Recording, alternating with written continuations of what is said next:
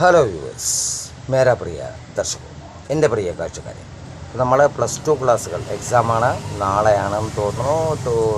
Tomorrow day after tomorrow English exam +2. അപ്പോൾ അത് base ചെയ്തിട്ടുള്ള ക്ലാസ്സുകൾ. അപ്പോൾ ലാസ്റ്റ് വൺ മെൻഡിങ് പോയിൻ, ഇത് വളരെ ഇമ്പോർട്ടൻ്റ് ആയിട്ടുള്ള ഒരു പോയമാണ്. അതിന് മുമ്പത്തെ ക്ലാസ്സിലൊക്കെ അതിനെക്കുറിച്ച് ചെറിയൊരു ഷോർട്ടായിട്ട് പറഞ്ഞിരുന്നു. സോ മേരാ പ്രിയ ദർശകോ, മേരാ ഭായി ഓർ ബഹനോ, इंडिया से नहीं पूरा लोग में आज केरला सिलेबस से छात्रों के लिए +2 सिलेबस छात्रों के लिए क्लास देता है. माफ़ कीजिए, आप लोग के लिए मैं क्लास दे दूँगा ज़रूर. ഓക്കെ, അപ്പോൾ നമുക്ക് നോക്കാം മെൻഡിങ് വേൾഡിലെ ഫസ്റ്റ് വൺ ആക്ടിവിറ്റിയിലേക്ക് കിടക്കാം. വെറുതെ നമ്മൾ പോയെന്ന് കിട്ടിയിട്ട് കാര്യമില്ല, എക്സാമാണ്. അപ്പോൾ ഫസ്റ്റ് വൺ നിങ്ങൾക്ക് ഒന്ന് ചോദിക്കും, ഒരു പാരഗ്രാഫ് റൈറ്റിംഗ് ചോദിക്കാം.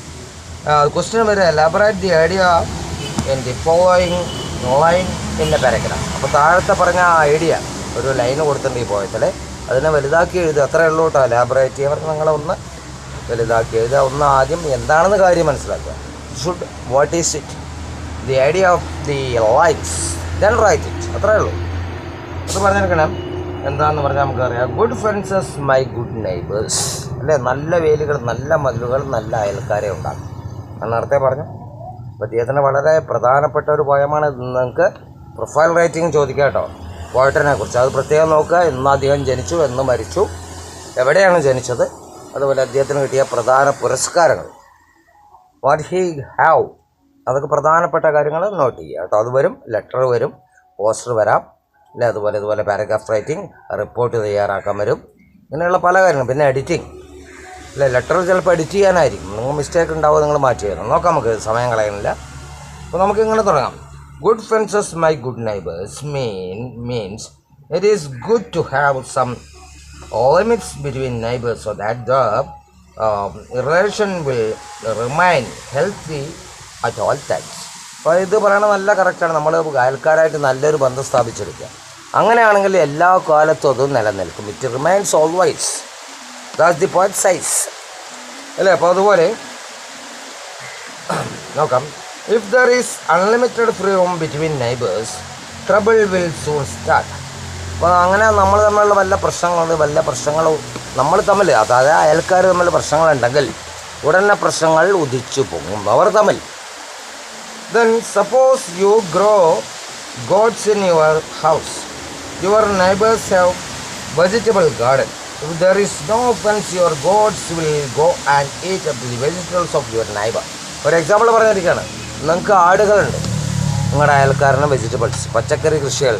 അപ്പോൾ എന്ത് സംഭവിക്കും ഇവിടെ? സ്വാഭാവികമായി automatically it should not well.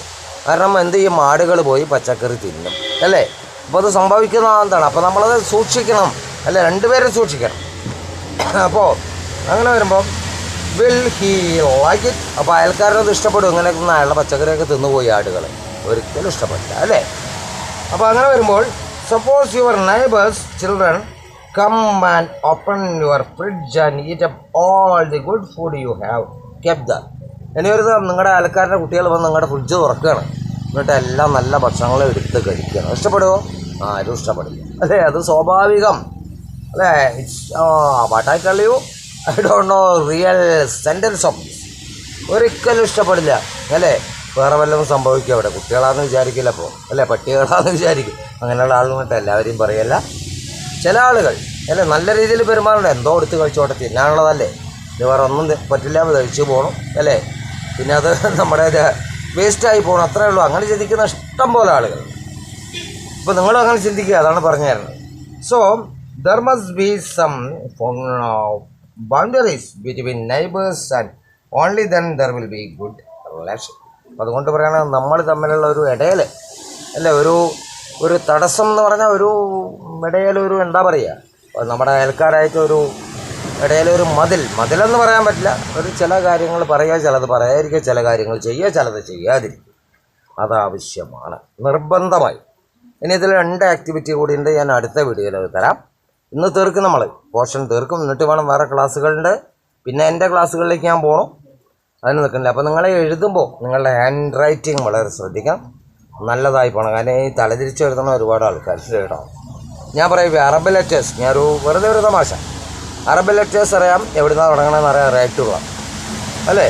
അപ്പോൾ അങ്ങനെ വന്നപ്പോൾ നമ്മുടെ ഒരു മലയാളത്തിലെ ഒരു വലിയൊരു ജിമ്മിൻ്റെ ഒരു പരസ്യം അറബ് നാട്ടിലേക്ക് പോയി പേപ്പറിലെ. അപ്പോൾ ഈ ജിമ്മിൻ്റെ പരസ്യത്തിൽ പറഞ്ഞ ജിമ്മ് ആദ്യം അങ്ങനെ നല്ല തടിയുള്ള ആൾ, അല്ല മെലിഞ്ഞ ഒരാൾ ആദ്യം, പിന്നെ ഒരു മാസം കഴിച്ച് കുറച്ചുകൂടി തടി, ഒരു 3 മാസം 2 മാസം, ലാസ്റ്റ് വലിയൊരു കൊണ്ടപ്പനായി മസിലൊക്കെ കാണിച്ച്. അപ്പോൾ ഇത് അവിടെ ചെന്നപ്പോൾ എന്താ ഈ അറബിൽ തിരിച്ചാൽ വായിക്കും, മനസ്സിലായോ.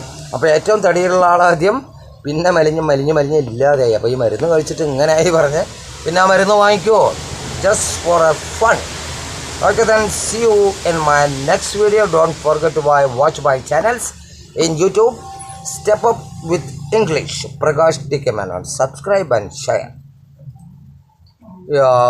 You haven't subscribed, you can get the continuation of the class. That's why. അതുപോലെ ഫേസ്ബുക്ക് ഇൻസ്റ്റാഗ്രാമിൽ എൻ്റെ link step up with English 108 actually art. Following it and share. Okay, then see you in my next video, long video. Okay, then